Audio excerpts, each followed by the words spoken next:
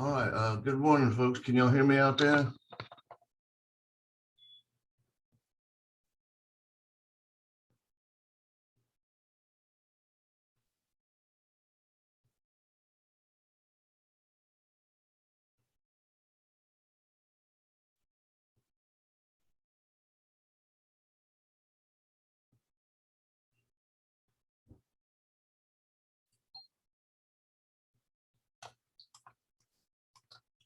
Hello, Tess, can y'all hear me?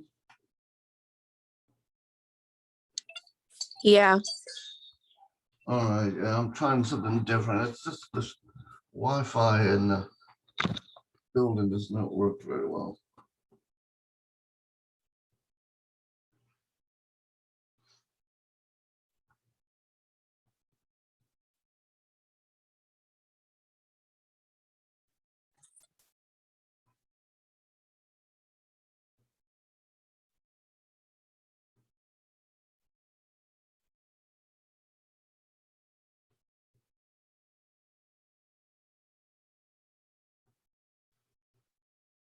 Okay, so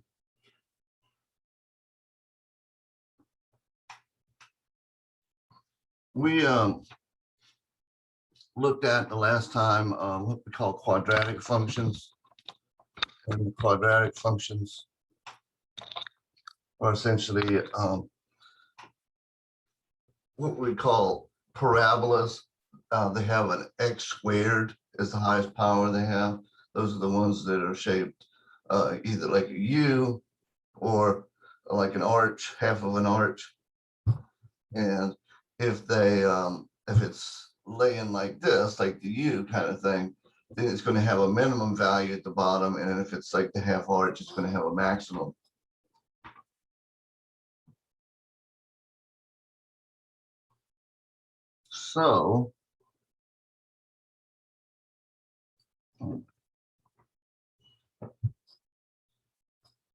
So we're going to pick that up now with polynomial functions. The polynomial functions are a little bit more pain in the neck because that could mean any kind of power, x cubed, x to the fourth, x to the fifth, and so forth. Now, generally speaking, most of them that we'll be looking at are x cubed and x to the fourth.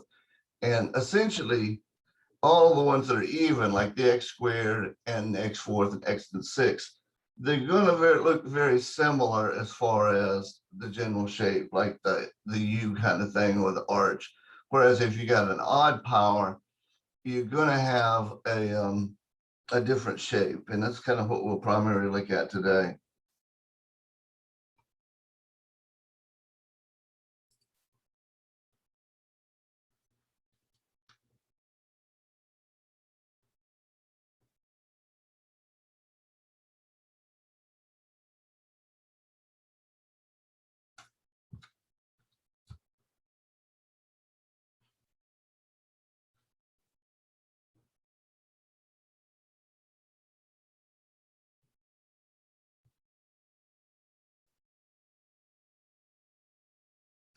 All right, so let's just kind of go through the PowerPoint and look at the main points of what we need to look for to establish what the graph of one of these limbs looks at like, and then we'll do a couple of them. All right, so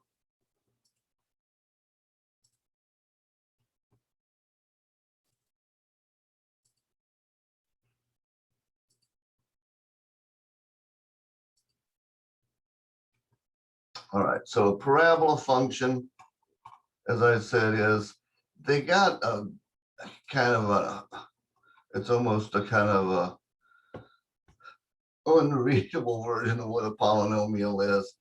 And they use all this x to the n, x to the n minus 1, and so forth.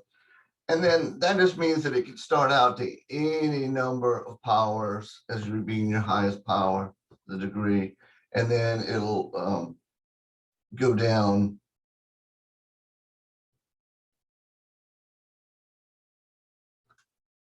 Then it'll go down as, you know, we just said, like x to the fourth, x to the third, x to squared, and then x. It doesn't have to have all of them, but, you know, the highest power one is the one that we look at, and that tells us the degree of the polynomial.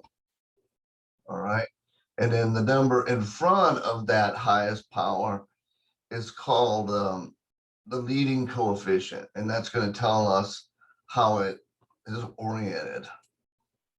All right, now when we're looking at polynomial functions, there's no sharp edges, they're smooth and continuous. So that just means when we have a turnaround, it's going to be nice and smooth, sort of like at the bottom of a parabola. It's a nice smooth turnaround. It won't be a sharp one like on an absolute value. And then continuous just means that, you know, you could walk along the line without having to step over any, you know, cracks in the line itself. There's not going to be any holes in it. The way they often illustrate this in a textbook is they say that it can be drawn without lifting your pencil as you graph through the whole thing. Now, the end behavior is how it either rises or lowers at the left and the right, because at some point it's going to either go straight up or straight down from negative infinity to infinity. And that depends upon a couple of things. One of the things is the leading coefficient. So the leading coefficient, if this value right here on your highest power of the parabola, I'm sorry, of the polynomial, then that's going to tell us what it does. Now, we've seen when we were looking at x squareds, the polynomials, they didn't have this extra jump in there. But if we had a positive x squared, then you're going to have, you know, a parabola that's sitting like that, like the u thing. All right. And that's the one that's got the minimum. And then if the value in front is negative, then it's sitting the other way. So that's kind of how these second two are, because that's for when n is even. Because a quadratic is a polynomial. It's just that this also right here, when this number is even in front, then it's going to be going up, or both of them going up on sides, or both of them going down. Now, if it's odd, which is what we're primarily going to concentrate on here, is if the coefficient is greater than 0, then it starts out low, and then it's going to make a couple of hops depending on how many, what your power is, and then it's going to go up and rise. And then if this value right in front of the x is less than 0, in other words, if it's negative, then it just does the opposite. It starts high, does its thing, going back and forth, and then finally it'll come back down.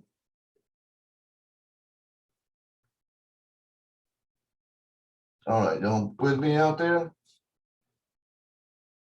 So here's one. It's x to the 4th minus 4x squared. Now, the degree of the polynomial, as I said, is it's the highest power that exists. And usually you'll see these things are sorted from highest to lowest. So this one's got a 4 for the highest power. So this is a polynomial of degree 4. All right. So it's even. It's even. And the coefficient here is positive. So therefore, since it's even and positive, so you see it's kind of got the going up on the ends on both ends. All right. Now they're graphing it, but we're going to find out how to find these points.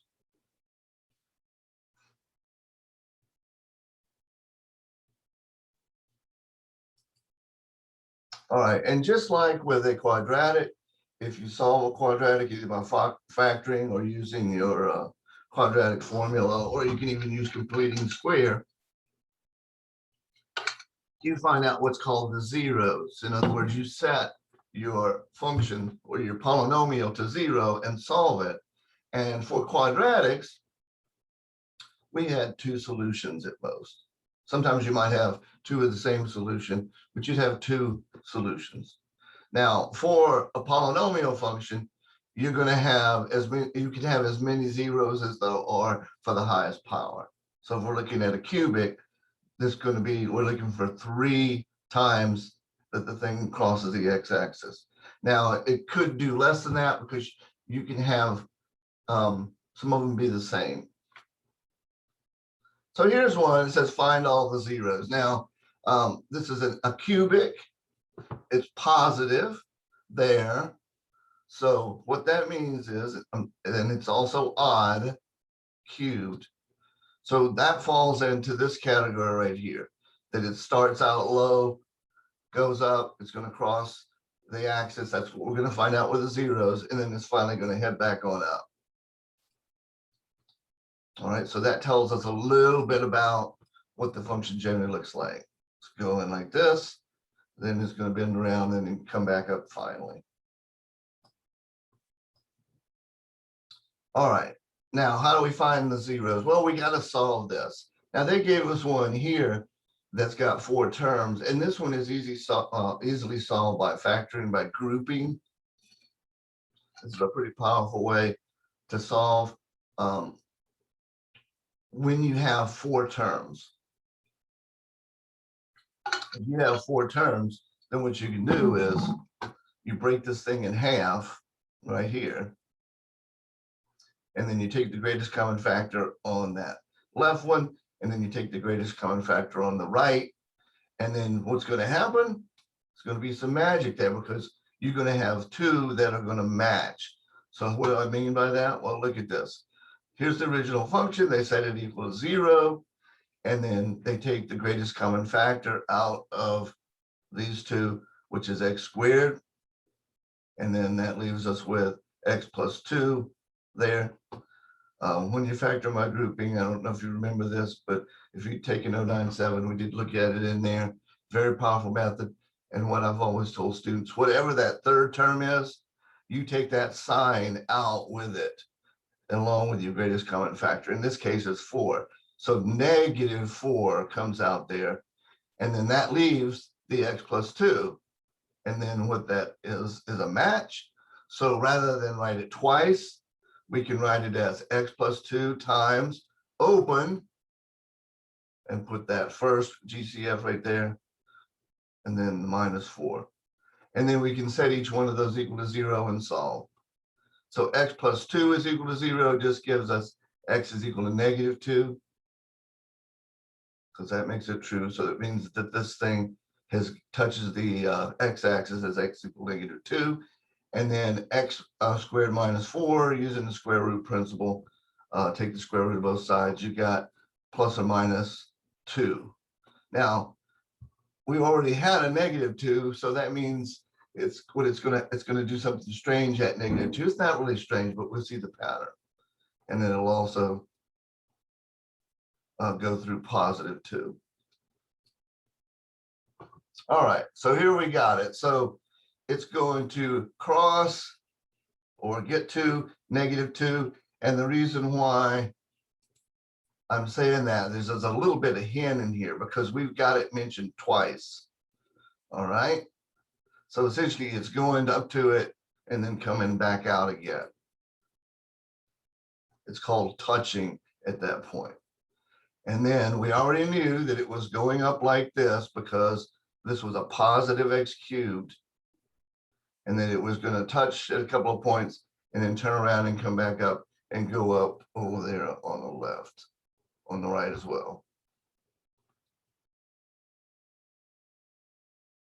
All right, so let's see if we can get a little bit more idea of how things work. Well, there's something called multiplicity.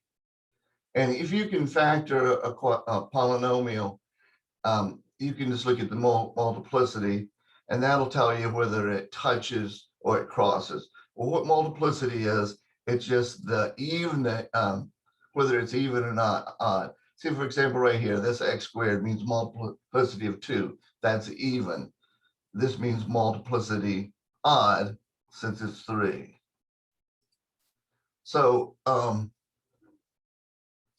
multiplicity tells us if we got an even multiplicity in this thing, that the graph is just going to touch at that point.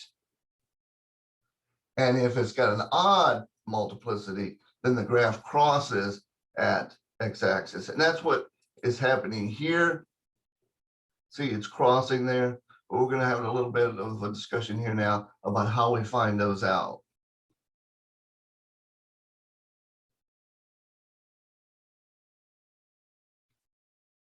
All right, so they give us one here that's factored. All right, and this is why it's important to factor, and that's really what we did over here. All right, see, we had x plus 2 times x squared minus 4.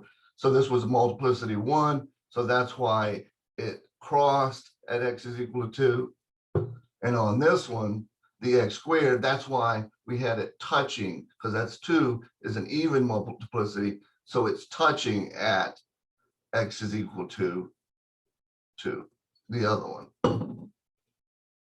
the plus 2. So it's touching at the minus 2, and then it's crossing at 2.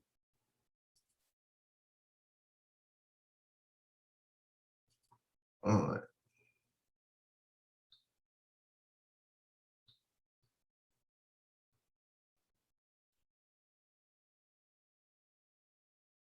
So just to reiterate, let's see.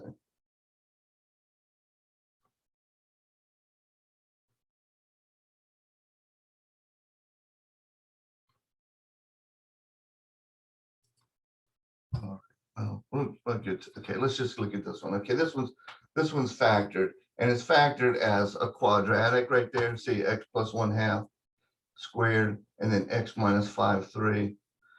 Well, if you take the 0 for this, in other words, if you solve x plus 1/2 for 0,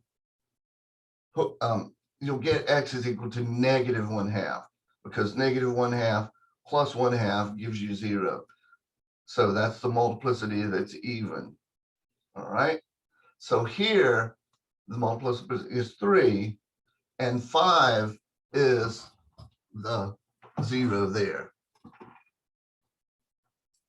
All right. So what they do is, like I said, is they solve this one and they get x is equal to 1/2.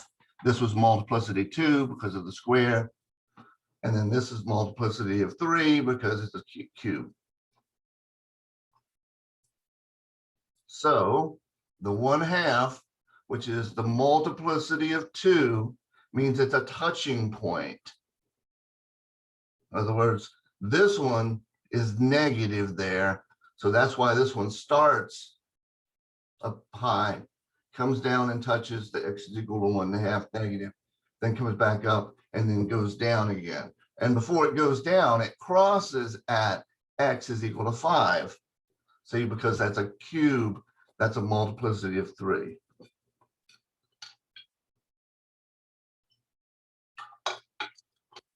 All right.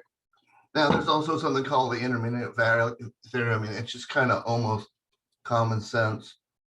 It just basically means if you have opposite signs for 2 different values when you plug it into your function, then that means that there's going to be a crossover in between A and B, somewhere between those 2.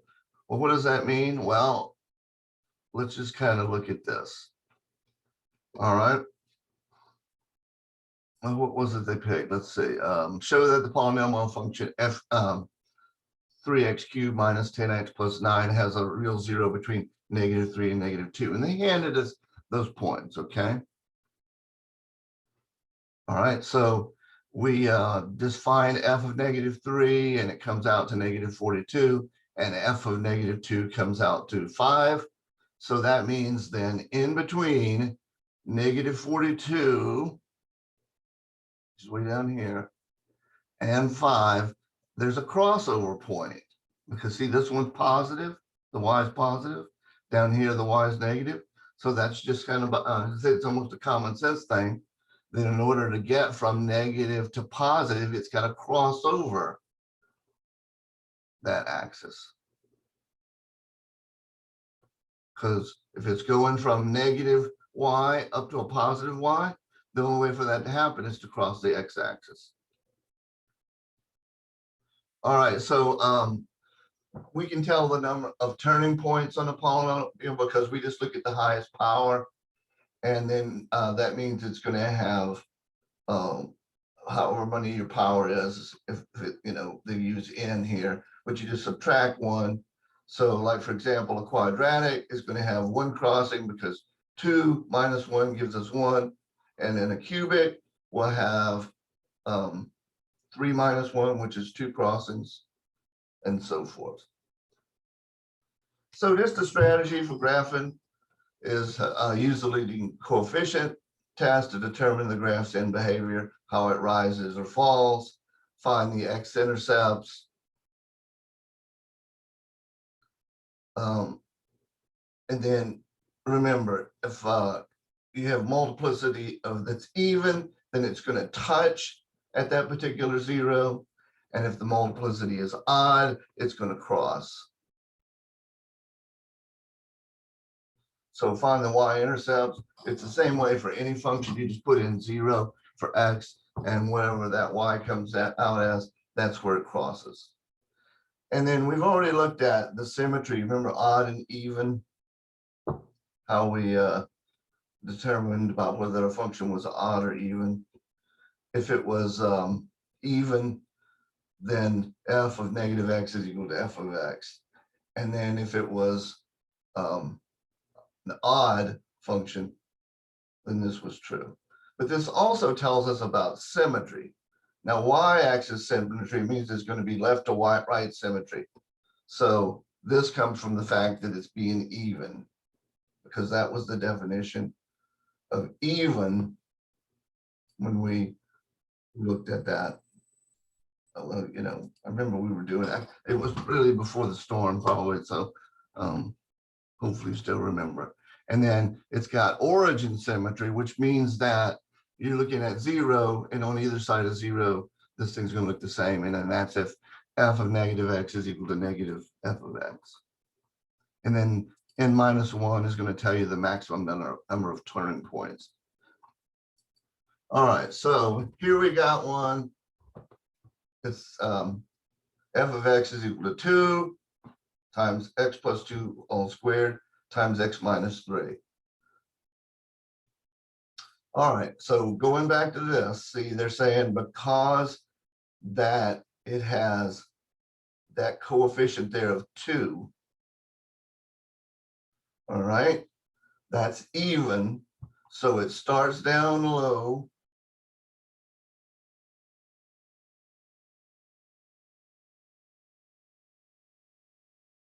So the degree is odd, so that means, let's see, well, let's just go back over and look. So it's even, so it's positive and it's even, so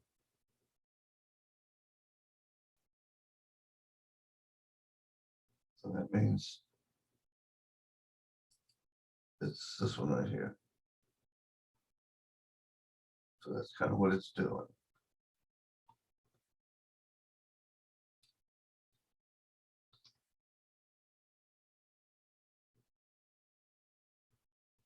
And it's also kind of just because of the way that they give you this one.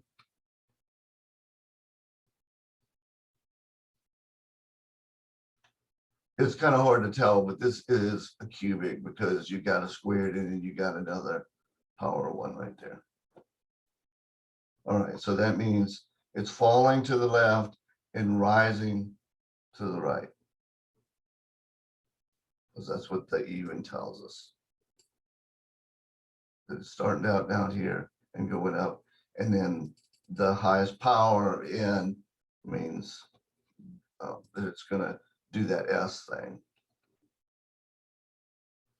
All right, so then we're going to find the x-intercepts. And so what we do is we set this function equal to 0 and solve it. So that means x plus 2 is set equal to 0. Because see, that's the same 0 right there. And then x minus 3 is equal to 0. So x is equal to negative 2 has multiplicity of 2. So that means that that's a touching point. And then this one here is odd multiplicity. So it's going to go through at that point. So here's your touching point, and then this is your pass-through point, the 3. So what's going to happen is it starts way down here. It goes up and touches the -2. It comes back down, and it's going to turn around somewhere down there. And that thing's going to be our y-intercept. And that's why we're going to get that next. And it's going to turn around somewhere in there and then come back up. All right, so find the y-intercept. And the y-intercept just means we change all of our x's to zeros. All right, so that means that ends up being 2 times 4, because 2 squared is 4, and 2 times 4 is 8, and 8 times -3 is -24. So the y-intercept, where it crosses down there, is -24, or 0, -24. Now, they're also going to throw in just a couple of other points just to kind of see where this turns around at. And you may not be able to get it exact, because with the higher powers, you don't have a vertex like you do with the quadratic. All right. So what they just do is they pick a couple of points, because 0 is where it crosses there at -24.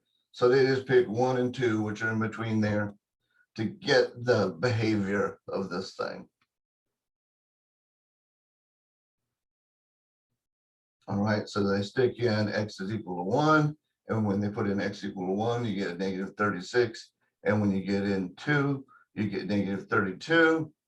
So then that gives us a better idea of how it turns around down there.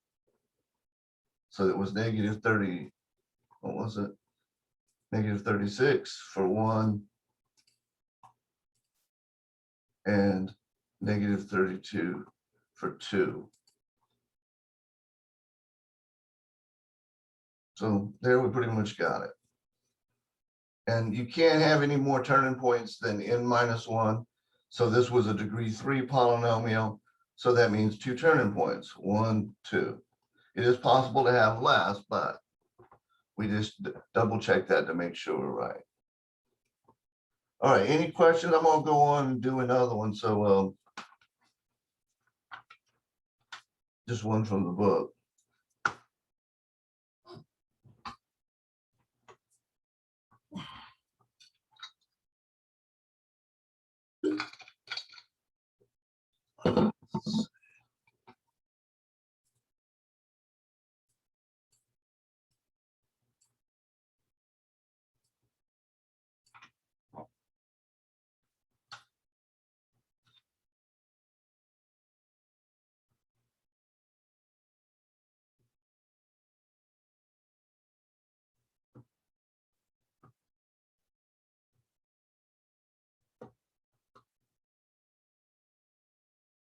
Just check and see this.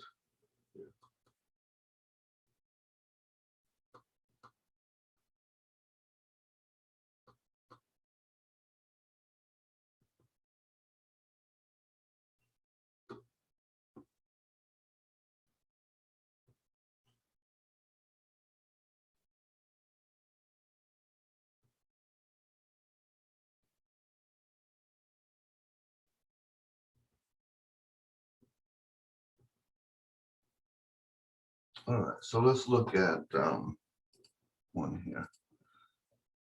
I'm going to put it in on my board.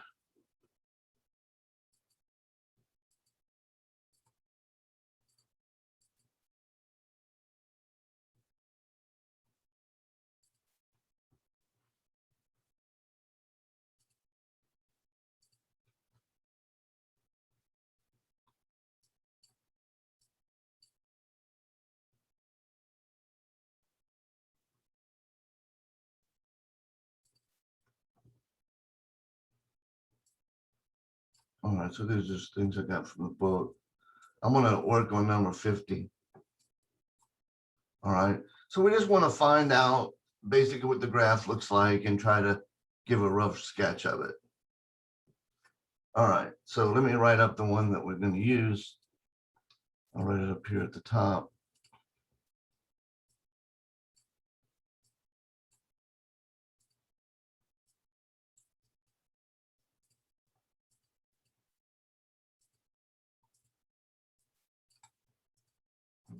What's going on here?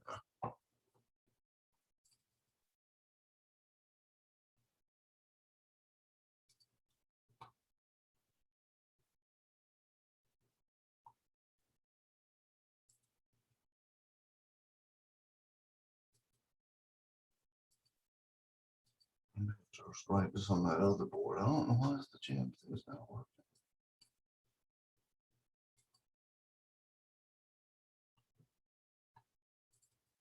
GL.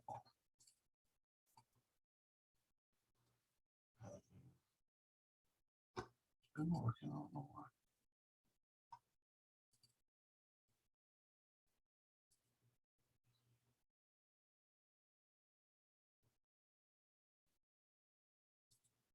I guess I'm going to use this other board.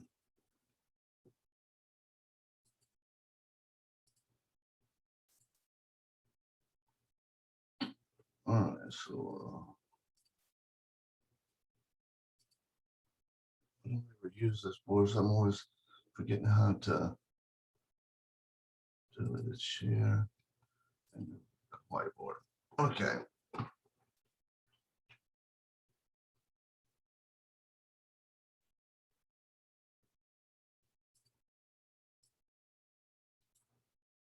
Because this one you can't type on it. So just remember we're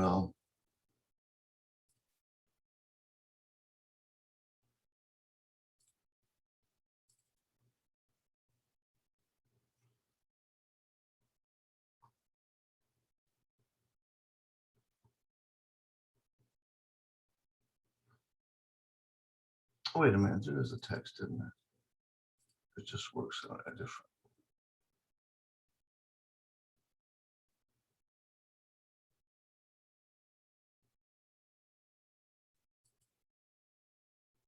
This one you just can't input a file. All right.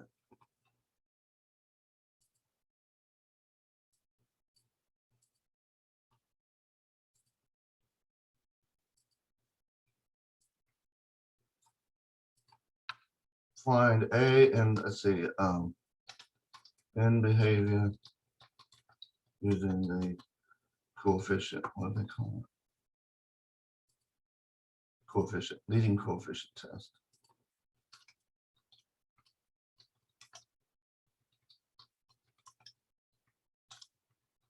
All right, and then the function was over here. I'll write it.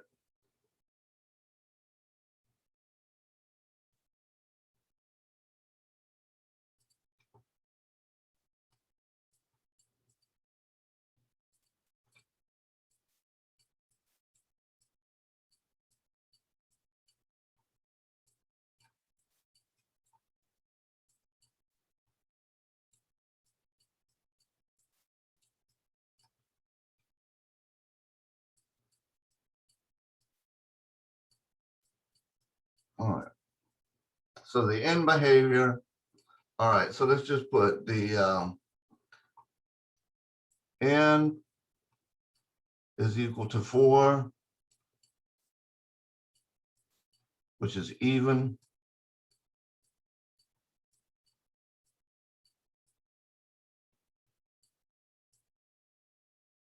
And then also A is equal to -2, which is less than 0. So this is basically a transformed one.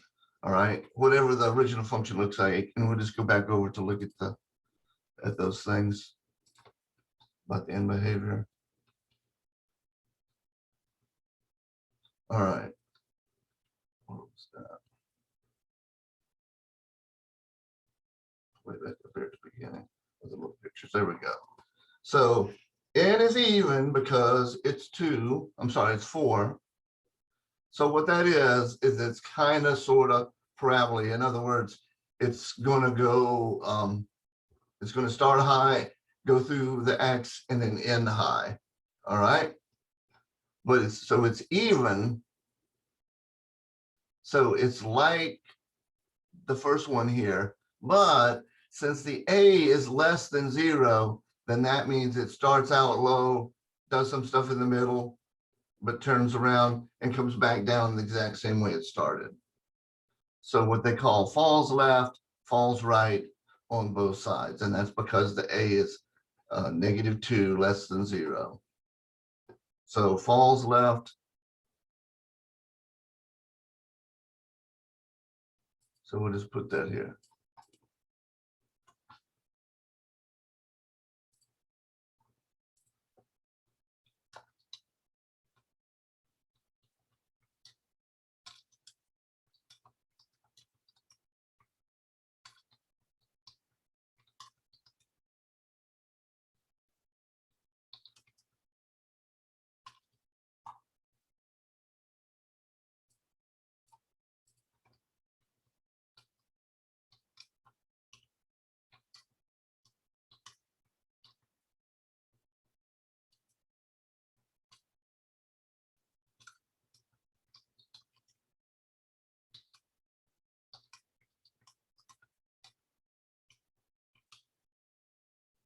There we go.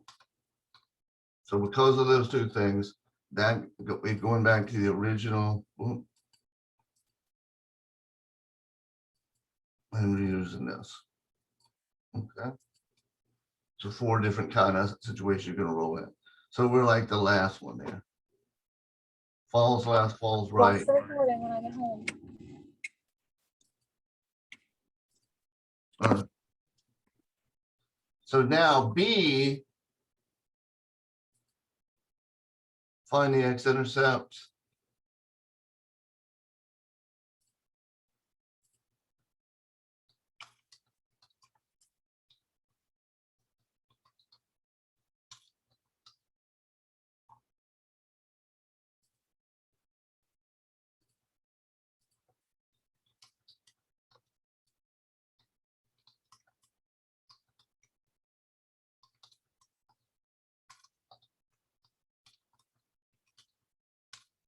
And that has to do with the multiplicity. First of all, we got to solve it for so the thing equal to 0. All right. So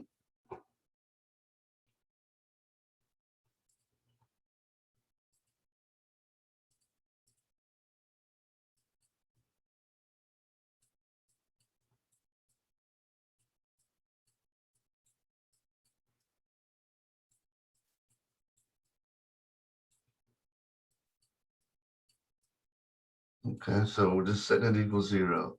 That's the same way we would do with a quadratic. It's just this now, it's a higher function, but these are going to be fairly easy to solve. Let's see, did I write something? That's actually a cube right there. All right. Cube. All right, now what am I going to do? I'm just going to factor out the greatest common factor. And that means that 2, well, let's just factor out an x cubed. And if we factor out an x cubed, then we got -2x plus 2 close is equal to 0. And just like we would have with quadratics before, like if you were to go on 7 when you're solving them, you can set each one of those separately to 0 and solve them.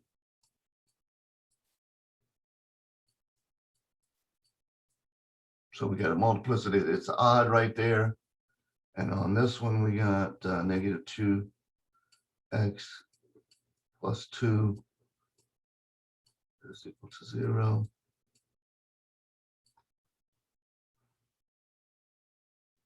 So this is just x is equal to 0. This one is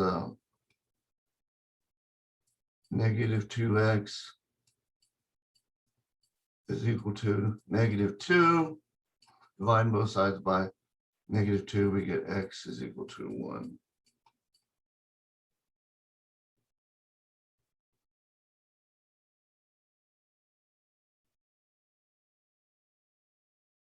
All right, so both of these are multiplicities that are odd.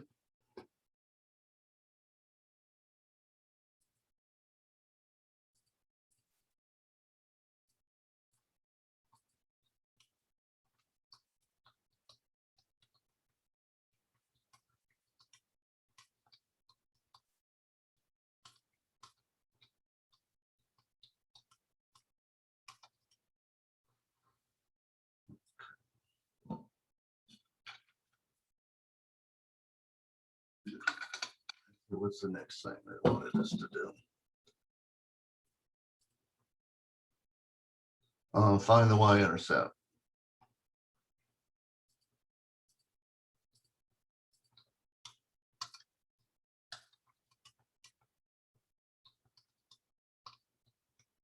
All right, so y-intercept is just set x equal to 0.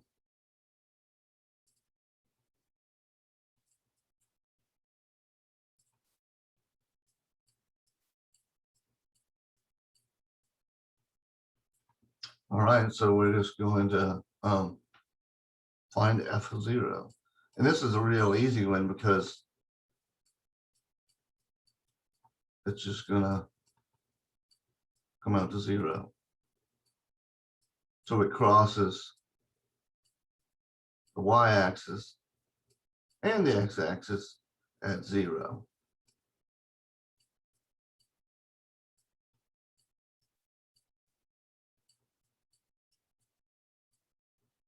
So we got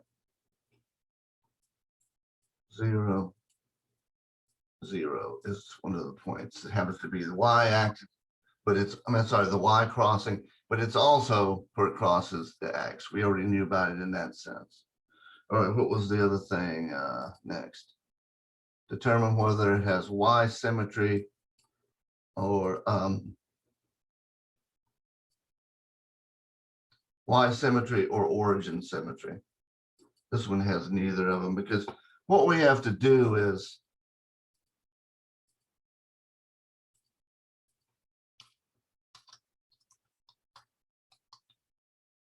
all right. If you find, remember we got to put f of x, we got to find f of negative x, just like when we were doing with the odd and even thing. So we're going to put it in there, and when you put it in there,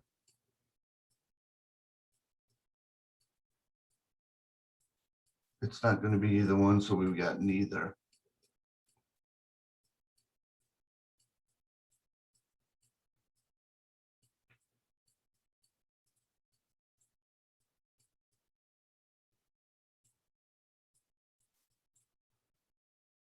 So this is just negative 2 x to the 4th, and then this is minus 2 x to the 3rd. So f of x or f of negative x is not equal to f of x. So that means, what is it? Let's go back and just double check. It's one of the last things.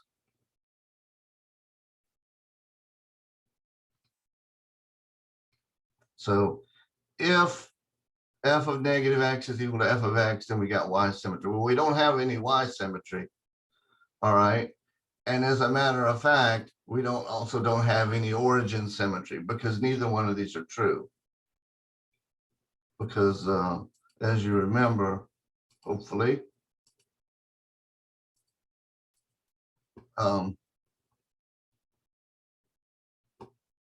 negative f of x would equal to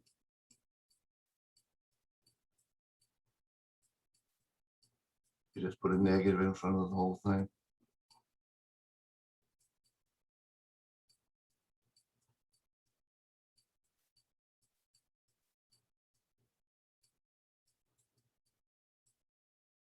Which is going to give us 2 x to the 4th minus 2x cubed. So the f of negative x, it does not equal f of x, and so it's the same rule for odd and even.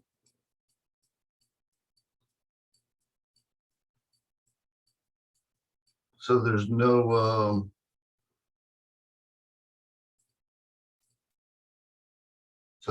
y symmetry. Let me put this in text.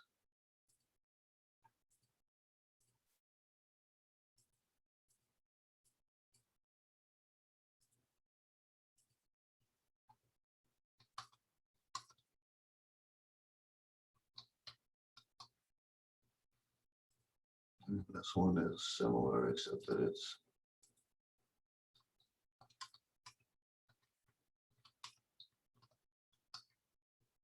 so it doesn't have either one of these symmetries. All right, what was the last thing? Let's see. I can't remember. Let's go back over and look at it. If necessary, find a few digital points and graph the function. All right. So we can pop in just anything for x. So this is going to have at max 3 turning points. And then we'll just on a separate page, we'll find a couple other points.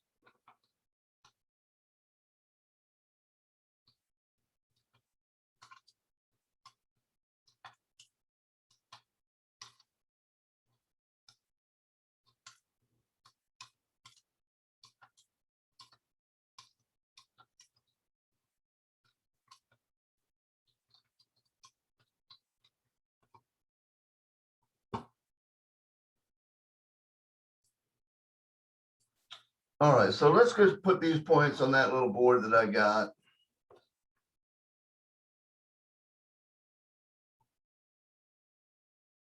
I can't really draw on it, but I'll just put the points. So we got, oops, we got 0, 0, and the other one was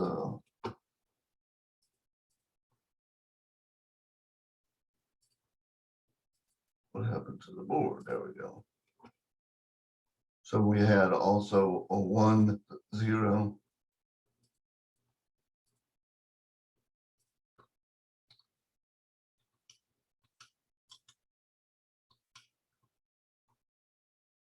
All right, now as we had said is it follows this pattern to help us graph it. Go back up here.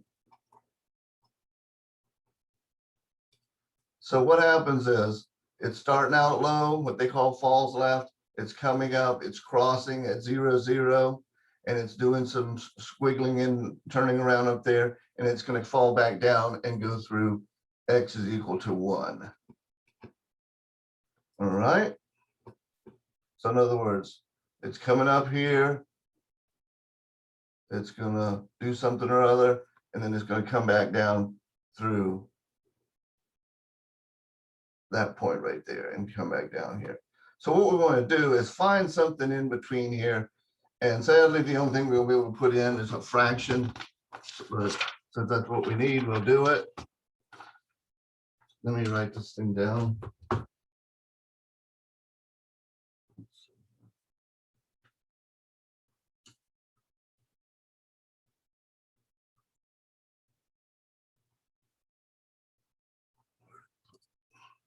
There we go.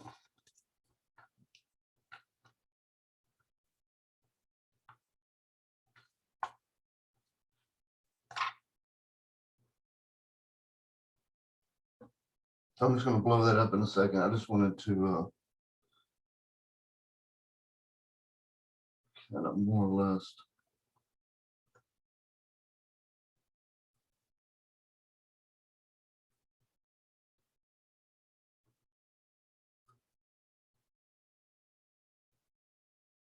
All right, so what I said, as I said, we want to find out what else it does. Like we said, we know it starts out down here. It's going to cross right there, and it's going to come up, and then it's going to cross back again there.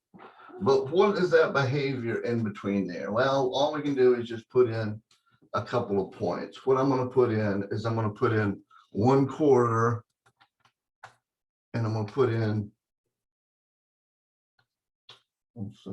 3/4. Sometimes you just got to deal with fractions. All right, so now let's go back over to that board.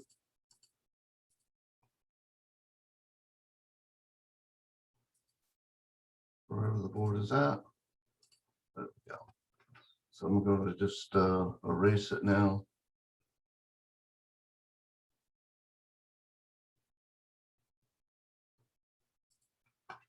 All right.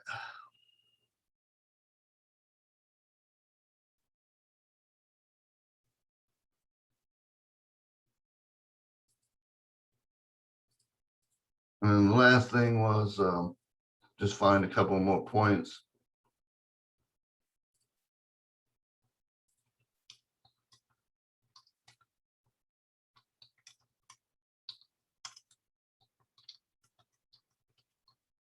All right, so I'm just going to suggest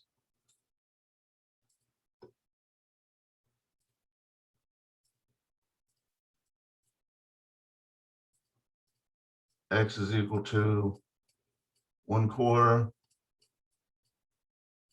and x is equal to 3/4. And why am I picking those? Well, let's just go back over and look a minute. All right, so let's blow this up. As I said, we know that it falls right and also falls left, okay? So it's starting down here, it's going up through here, it's going to do something up in here, and then it's going to come back around. Because as we said, these were two crossover points. All right, 0 and 1 are crossover points because the multiplicity were both odd, 3 and 1. So now what I'm going to do is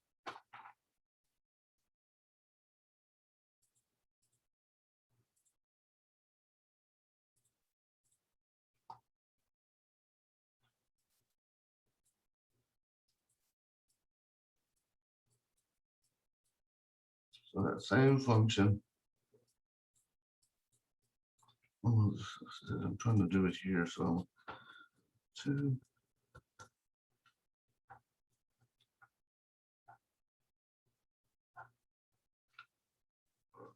So it says -2.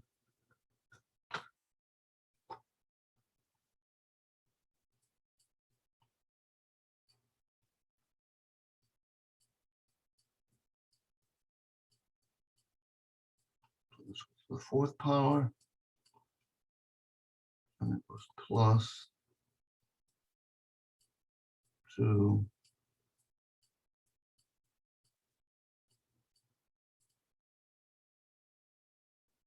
Oh, I apologize. Well, you see the graph, you're just not seeing the work that I'm doing. Let's see. Why is it not showing the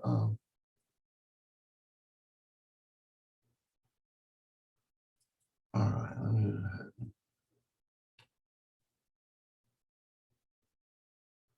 that. There's nothing really on the graph, but yeah, I'm apologize for that because I was doing I usually use the screen share, and I use that Jamboard for my board, but for some reason it's not loaded right. But anyway, now I got to switch back and forth. So let me just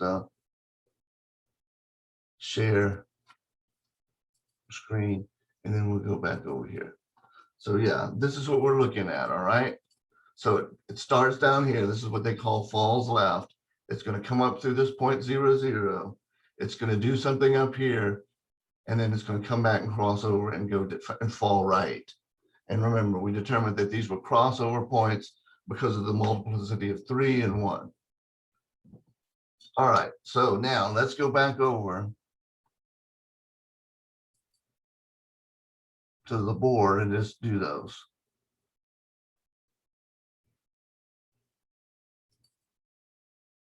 Well, that's what I got to share the board separate on this.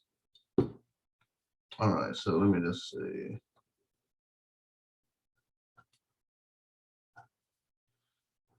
That's negative, let's see.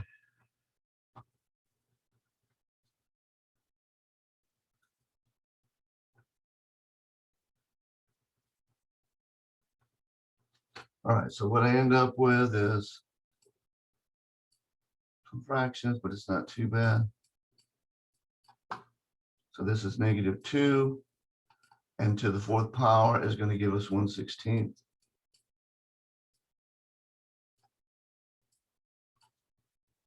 And then plus 2 times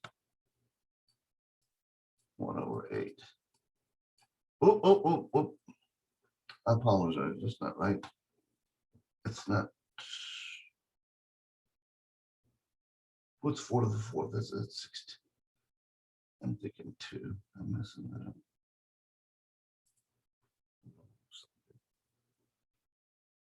I wanted to squeeze in another problem here. I'm rushing.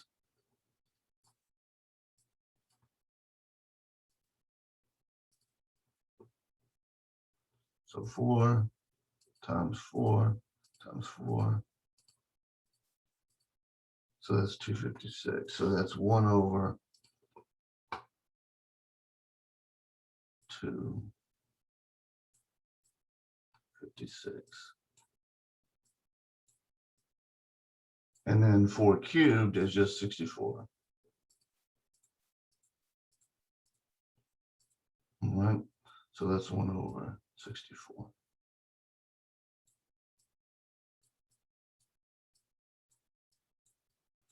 All right, so to simplify this down, 256 divided by 2 gives us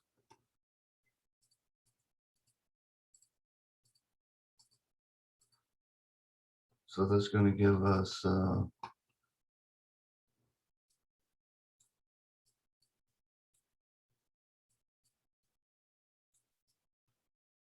because this is 2/1 and 2 goes into 256, 128. And then this is going to be 2/64 or 1/32. All right, so to save time, I'm not going to go ahead and go as a decimal real quick because we just need an approximation. So 128.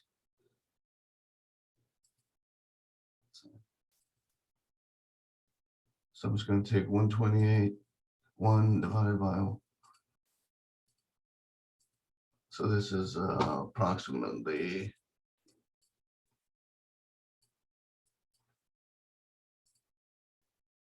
0.78, 0.00.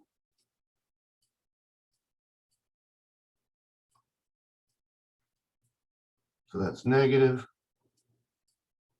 And then we're adding the 32nd. I think the 32nd is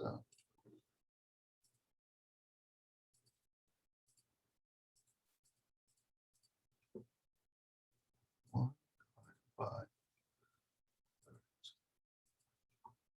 And then this is plus 0.031. It's just approximated. We don't need an exact.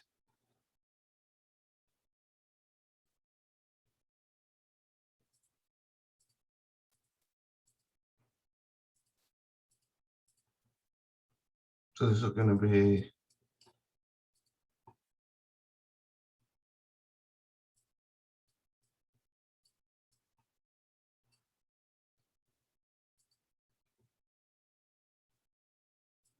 so that's almost 2.5. I would say 0.02. So we're just going to have to estimate it. All right, so I'm going to put that on here. Let me share it again. Change the share. I got to change back to the board.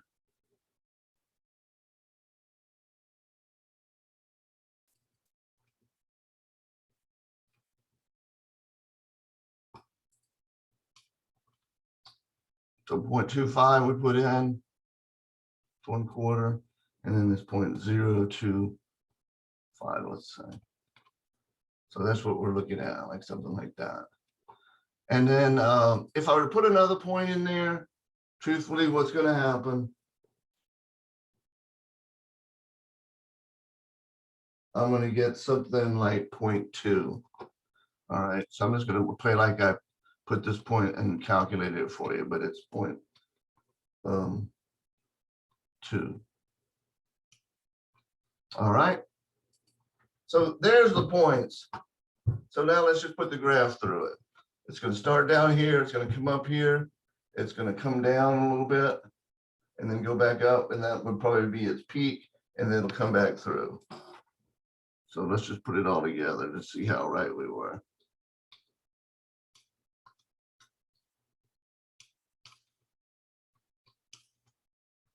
So there's our graph. So let's just recap what we did. All right, the first thing we did was we found out about its behavior by the coefficient that's in front of the leading of the highest power. All right, it was negative, so that means then it's like it's starting out low, does its number, and then comes back down. If it had been positive, this thing would have been flipped up to where the arms were upward. All right, now we also know since the power was even, it was x to the fourth, that it's why it falls left and right. Even power means it's going to do the same thing on both sides. And then the coefficient in front of it, whether it's negative or positive, just determines which way it's pointed, up or down. All right, I found the two x values. It crosses at 0, 0 and 1, 0. And the y-intercept, which I did separately, also was 0, 0. And then we found these just little 2 points here by just picking points in between 1 and 0. And so I put them in there and then I approximated, and you can see that that's more or less how it would work. All right, let's try one more thing real quick. I wanted to get, we were kind of ran out of time the last time. Let me see if this thing is working again. That's jam thing. I don't get it. I mean, it was working fine. I've used it here. At least I thought I did. All right, so let's go back up and on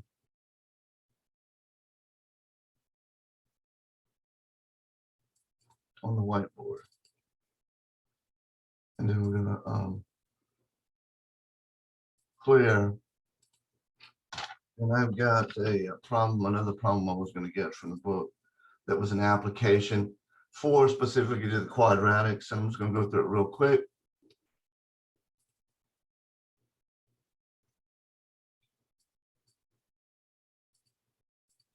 All right, I'll show you a little picture here.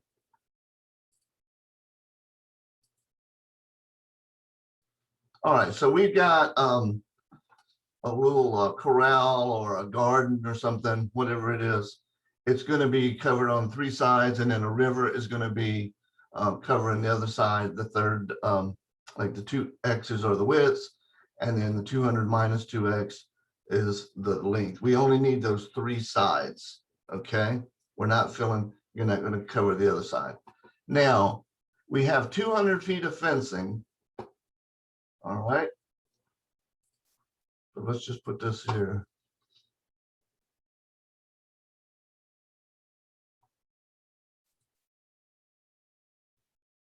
That was what I wanted to do.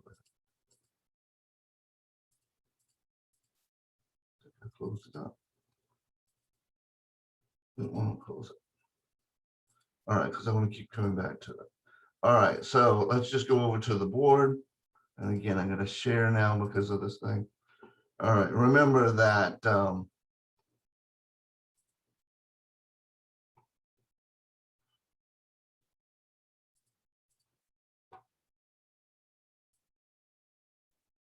width times length is equal to A. In this case, they're using X is the width.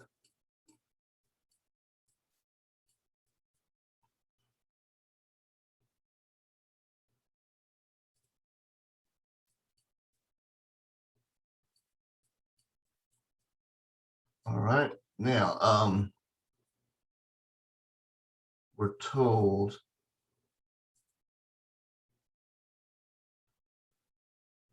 So so all of these three sides have to add up to 200 feet. So whatever 200 is, we're going to subtract the two x's from it, and whatever's left over is going right there.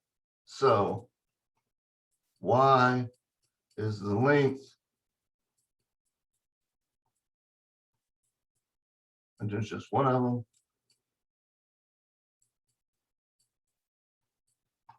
And so it's oh,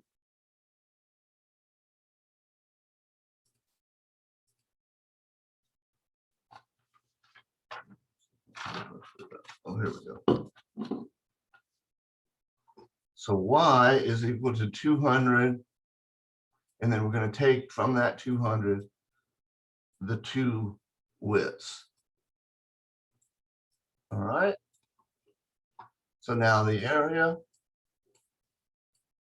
as I said, it's length times width. So that's just going to be x times 200 minus 2x.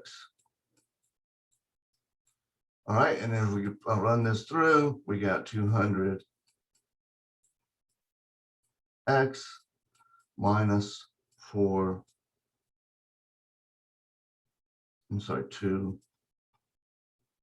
squared. So we could just write a as a function of x is equal to, and I'm going to write it in the descending order.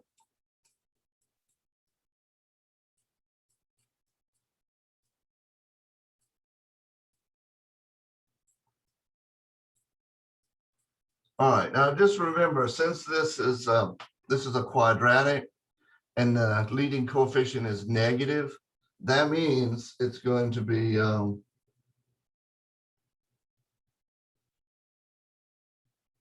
essentially like this. All right, it's a parabola like that, like it's upside down, like half of a McDonald's arch. So that means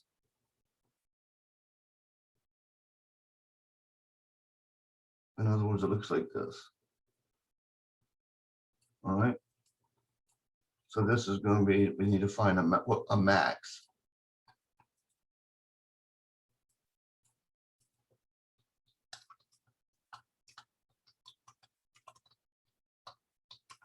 Now, if it had been turned the other way, you know, with the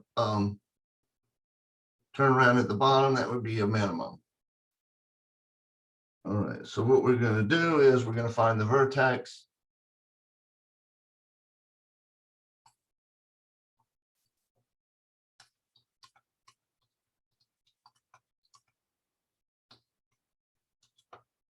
So we're going to find negative b over 2a.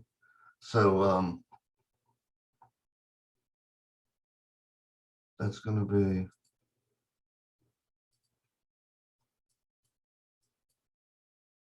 so this is a, so it's negative b over 2 times negative 2. That's a, and this is b.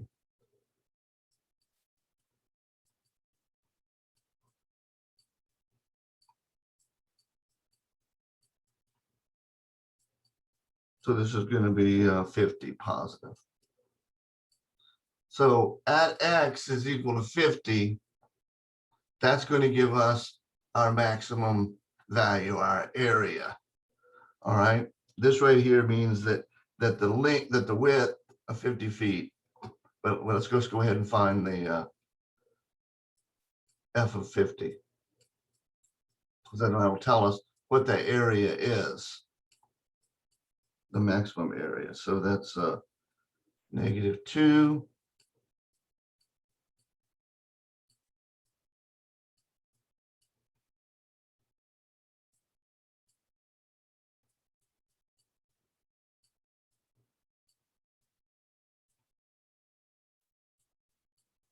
So I'm just putting 50 into that original equation right here, or that formula. So that comes out to, already got it done here, 5,000 negative, and then this right here, 20 times 500 is 10,000.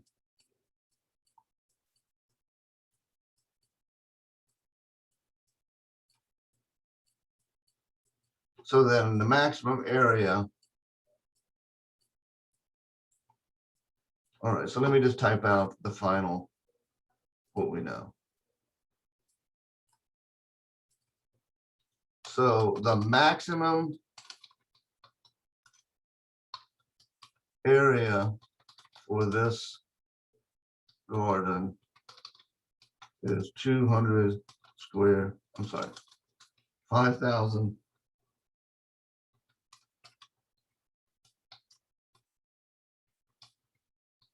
which means X width will be 50 and length is equal to Y, which was, you can count, it's 200 minus 100, so it would be 100. All right, so I just want to make sure we did an application. There's no real applications that we can do for the polynomials.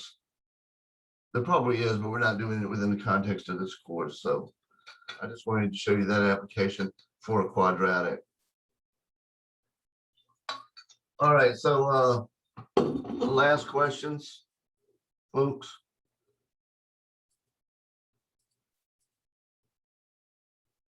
If you don't have any questions, I'll see you on Tuesday. Just remember,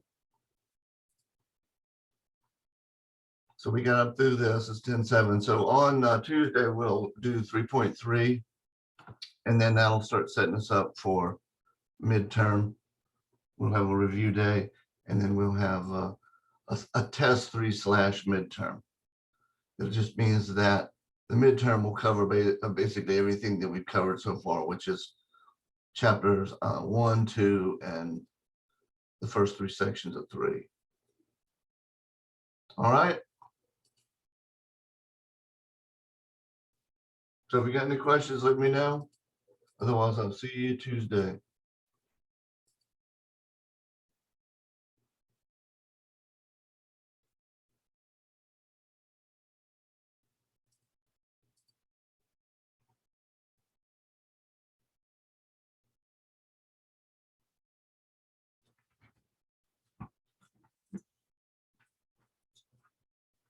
So there, I thought before they were having, we'd sign up for LCT and they had a choice of face-to-face. And it was gonna be in New Orleans, but I just got an email that said virtual. I guess they decided not to have it. I actually like going in person. That virtual thing, yeah, because I like to talk to people and find stuff out. And it's a good time to like fellowship with, people you don't ever see, No, I already signed up for it virtually because I didn't understand if we had to pay or not if we did it in person.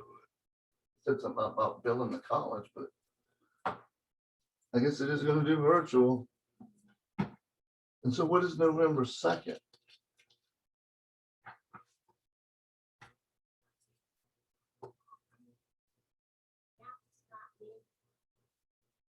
Yeah, it's on a Tuesday. Well, I think I could probably work it to where I could just take off the day and go to it, but I really wish it was in person. No, not for that. I mean,